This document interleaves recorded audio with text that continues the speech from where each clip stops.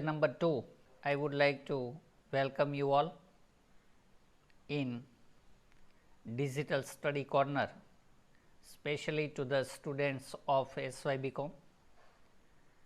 In lecture number 2, today we will discuss about unit number 2 business communication SYBCom semester 3. The title of unit number 2 is basic forms of communication. In lecture number 1 and unit 1, I taught you and you got the idea of unit number 1. I would like to refer the name of the unit number 1, communication, meaning and explanation of communication. It was quite lengthy and very important for university examination. The complete paper is divided into 4 units, and out of these 4 units today we will discuss about the unit number 2. The name of the unit number 2 is basic forms of communication. The unit number 2 basic forms of communication is chiefly divided into 2 parts: verbal communication and non-verbal communication. In first part of basic forms of communication is verbal communication. Verbal means words, a language or communication which is directly connected with the words. Either it may be written or it may be oral. Human beings are only the species who uses the words. Within and without using the words, communication is not possible. The use of words makes the form of language, and language is the medium of communication. So, verbal means words, and in a process in which words are used either in the form of oral or in the form of written communication, known as the verbal communication. The most obvious difference between the oral method and the written method is the time factor. For example, in front of you I am speaking. So, in oral communication there is a possibility to provide you different types of information within the minutes. If I want to give you in the written form, it takes time. So, there is a vast difference, great difference, wide difference between oral and written communication is the time factor. Remember, time factor plays very important role to differentiate 2 types of communication, oral communication and written communication. Oral communication is generally divided into so many parts, but some of them are very important and prescribed by Saurashtra University in your syllabus in unit number 2. Business communication, first telephone or cellular phone messages,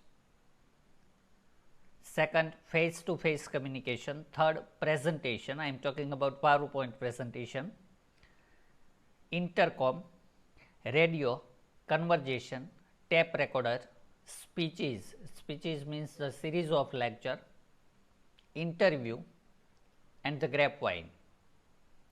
Again I repeat, types of oral communication, first telephone or cellular messages.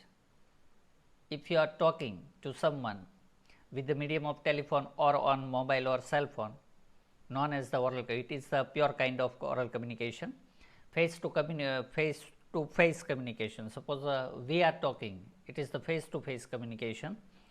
PowerPoint presentation, intercom, radio, television, tape recorder, speeches, different types of speeches, interview and grapevine are known as the oral communication. These are the types of oral communication.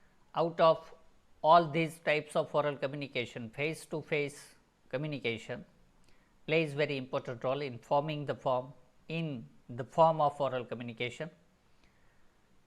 And note down the point, it is very important for the annual examination, can be asked into a form of short note. Face to face communication is between two individuals, between two groups. Interview is the best example for face to face communication. Conference, meeting, group discussions, all types of forms of communication known as the face to face communication.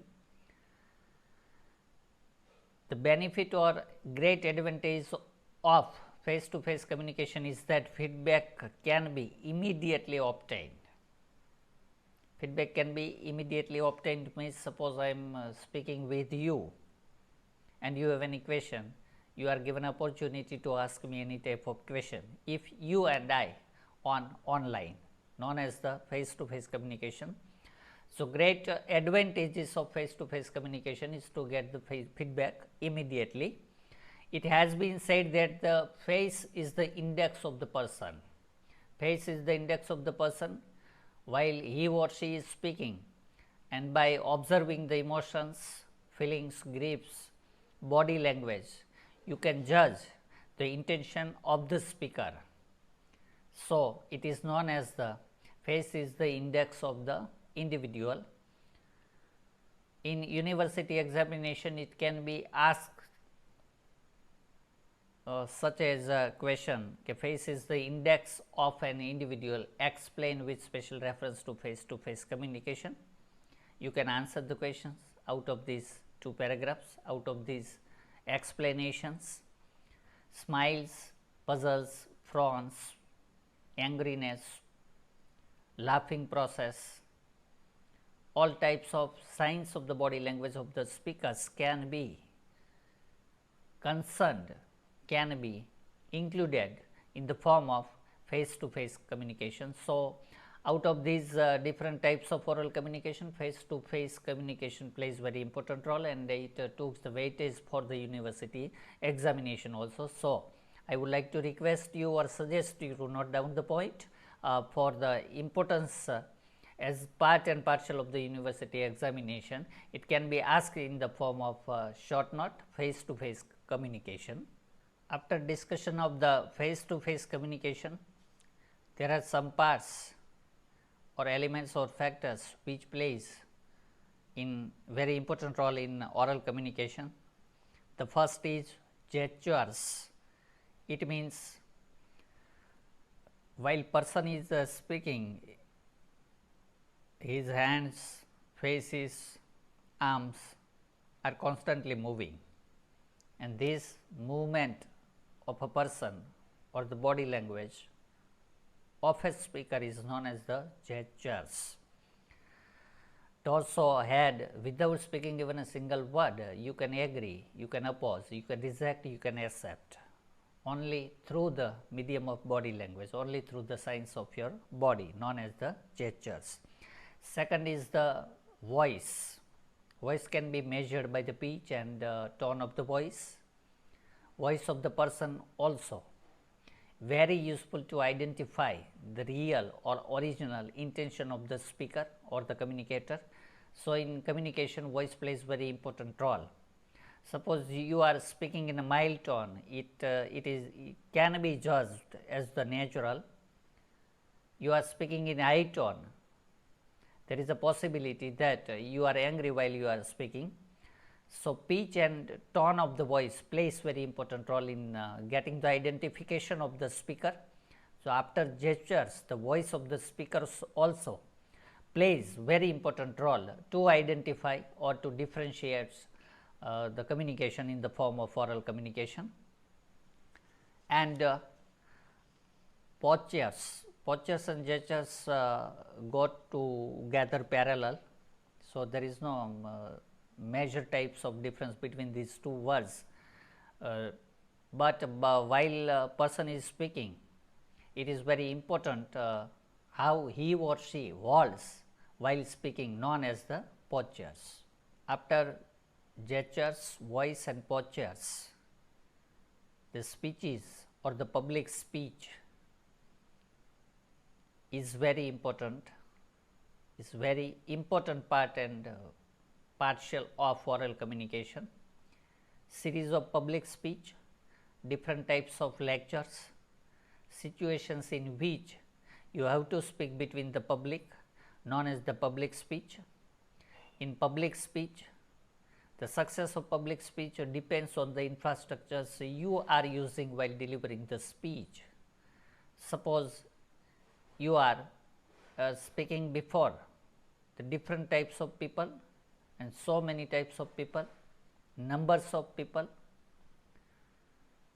So, it is very important to be a success in public speech.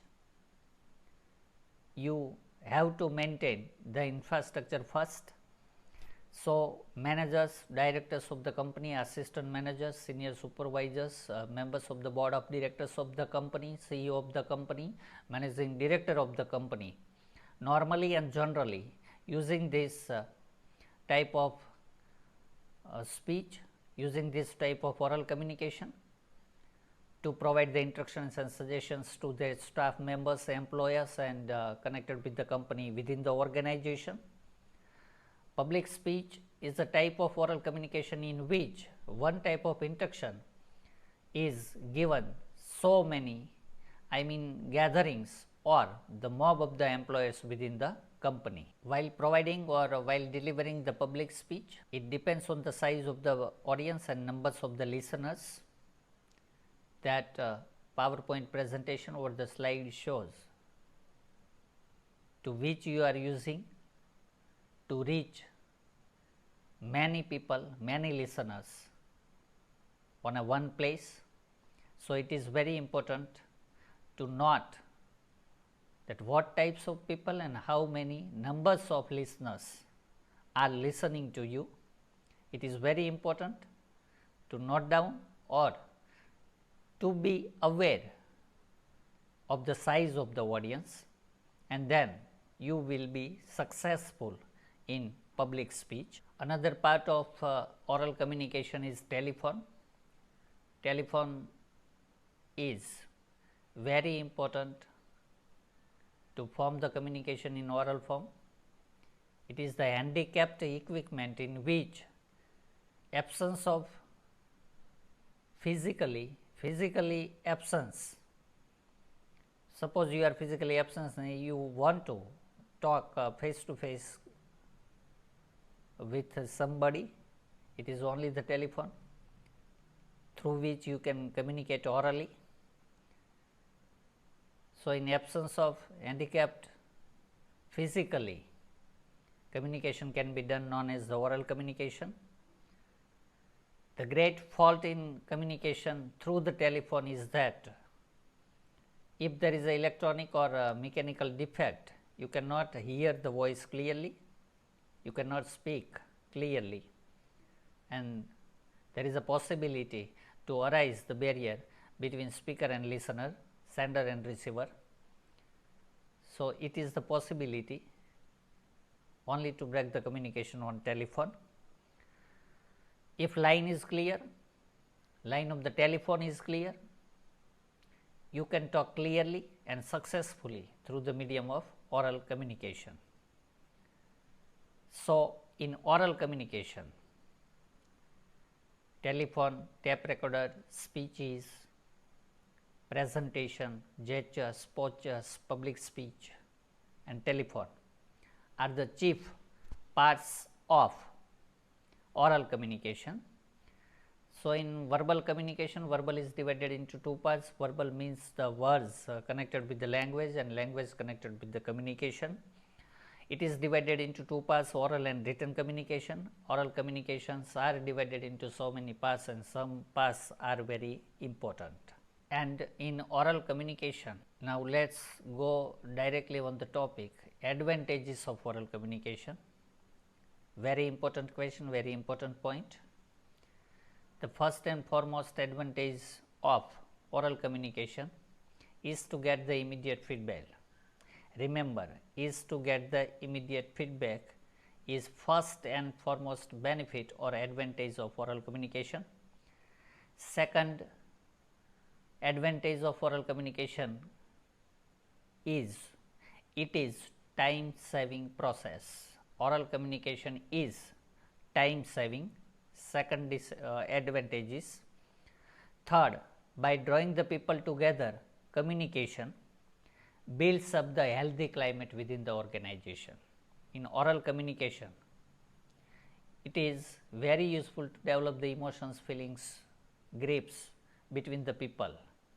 So, it is possible only in oral communication to make the relations very strong. It is the third advantage of oral communication. And the fourth is it's sounding the personal voice, personal feelings, personal emotions. So, it is the oral communication through you can find out your emotions in the form of words, in the form of verbal communication. It is the very important advantage of oral communication. And then it is not only the time saving, but it is a very economical also. There is a saying in Gujarati, ગાગર માં સાગર, ઓછા શબ્દોમાં સૌથી વધારે તમે કહી શકો. So, it is not only the time saving, but it is economical also. It's a technical benefit or technical advantage of oral communication. Oral communication provides the speaker opportunity to correct himself. Suppose I am speaking and by mistake I made the mistake to speak a word, then I have opportunity to say you the sorry, pardon, extremely sorry, whatever, or and then immediately I can use the another word. So, oral communication provides the speaker's opportunity to change the words, to improve the words, to change the thought spoken by him. It is the greatest advantage of oral communication. And the last one is speakers enjoys the advantages of understanding the groups, understanding an individual, understanding the friends, understanding the employers working within a one organization. So, from chief executive officer to labor peon or security person, it plays very important role to understand simultaneously together. So, these are the advantages of oral communication. Advantages and disadvantages are just like two sides of a single coin. So, there is also a limitations of oral communication or disadvantages of communication. In university examination, it can be asked into two ways. Suppose write down a detailed note on limitations of oral communication, write a note on disadvantages of oral communication. There is no difference between these two lines. Limitations or disadvantages go together parallel in meaning. So, there are some minor limitations of oral communication also. The first and foremost disadvantage or limitation of oral communication is it may not be always time saving. Sometimes meetings go on and yet you cannot get the decision in oral communication. It is the greatest disadvantage of oral communication. And first disadvantage of oral communication, always not maybe time saving. Sometimes the meetings go on and off for hours and days. It is the disadvantage. And second, it is listeners memory, connected directly with the listener's memory. Suppose I am speaking for complete 45 minutes before you, you are not able to remember each and every word spoken by me within the 45 minutes. 45 minute દરમિયાન તમારી સામે બોલાયેલા તમામ શબ્દો તમે યાદ રાખી શકતા નથી. આ એનો ગેરફાયદો છે. So, directly connected with the memory of the listeners is not able to remember or memorize each and every word spoken by the speaker. It is the greatest disadvantage of oral communication. And then it's the absence of record in oral communication. There is no record, so there is no legal proof. You cannot challenge it legally. So, it is the greatest disadvantages. While in written communication it is not possible. I am speaking before you 45 minutes and without getting the recording of speech of words, you cannot challenge me on another day that you spoke yesterday XYZ. It is the great disadvantage of oral communication. I mean oral communication cannot be recorded. It is the great disadvantage. In short and sweet term, you can remember this disadvantage in the form of that you cannot record the speech. And the length of the message may pose the problem.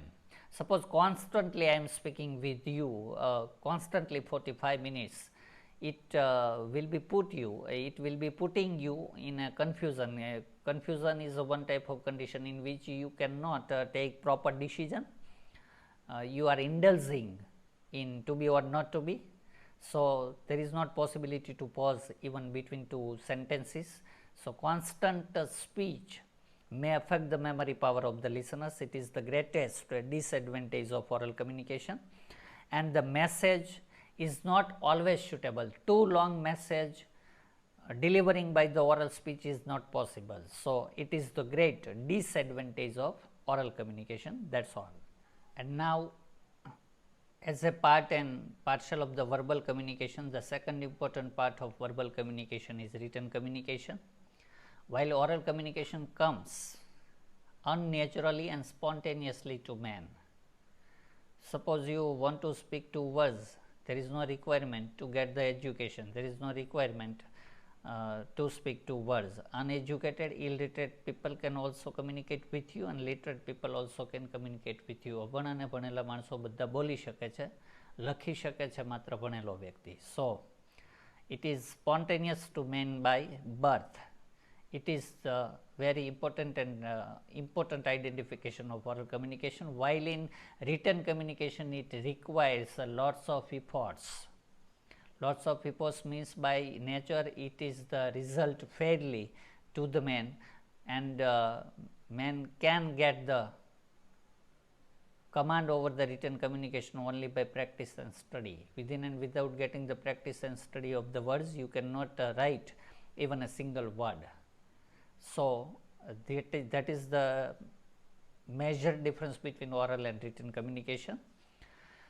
So words comes first and then written form comes.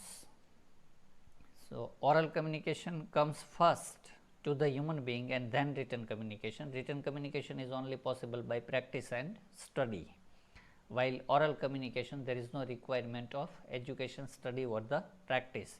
That is the major difference between oral communication and written communication, and it is very important part as a part and parcel of the oral communication. In unit number 2, SY become business communication. Unit number 2 is basic forms of communication. The basic forms of communication is divided into two parts: verbal communication and non-verbal communication. Verbal communication is divided into two parts: oral communication and written communication.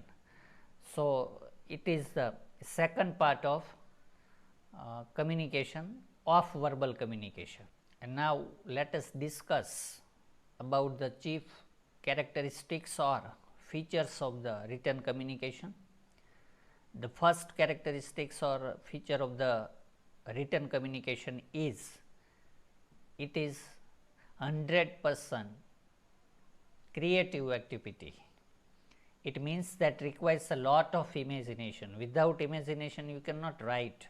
Without imagination you cannot be a poet. Without imagination you cannot be a columnist or a writer. So it is completely creative activity. It is the chief characteristics of written communication. It is one type of finished product. Finished product means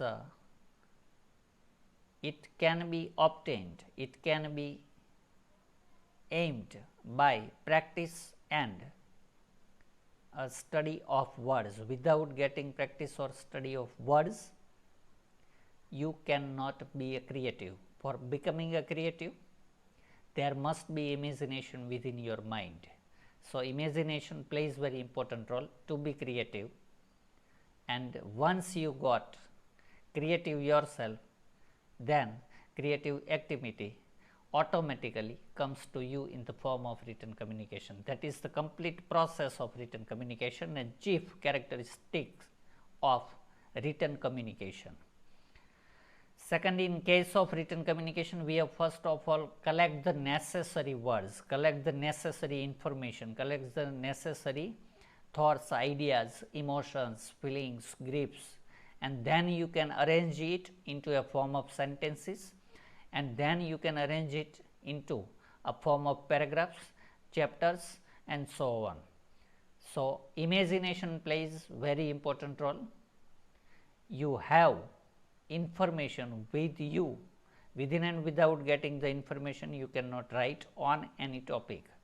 So, imagination, creative idea, thoughts, arrangement, plan are all sub parts of chief characteristics of written communication. The second, another important feature of written communication is the time factor that it involves in it.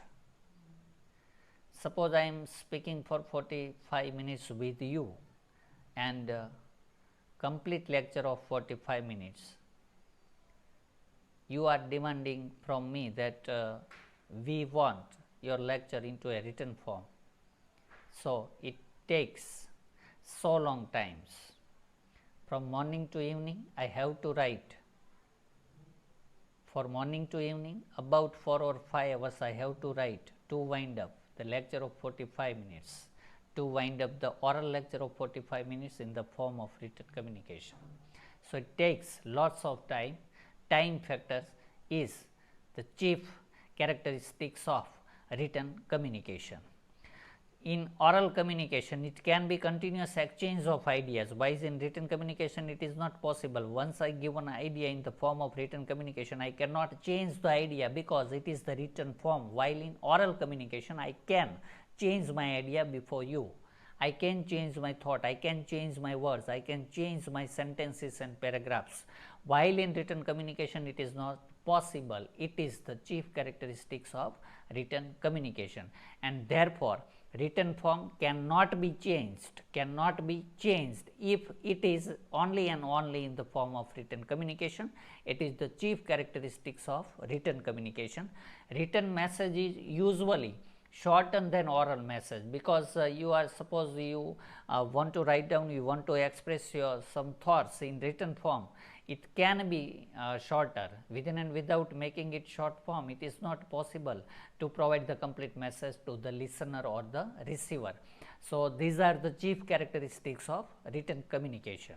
That is all for second lecture of business communication, unit number 2, basic forms of communication. Basic forms of communication divided into two forms, verbal communication and non-verbal communication.